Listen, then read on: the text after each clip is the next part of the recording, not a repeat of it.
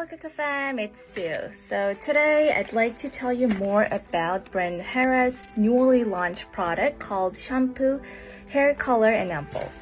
So as you can see, they do have 4 different colors.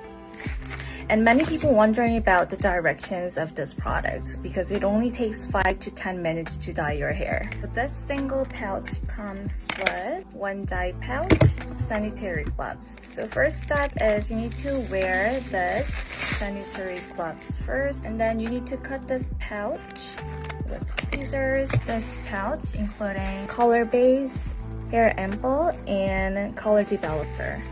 Fold the pouch in half and put it on your hand.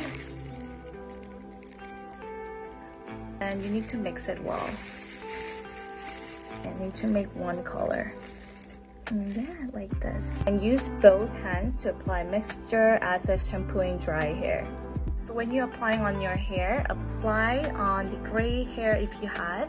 Gray hair first, and back hair, and then side hair, and around the top of head.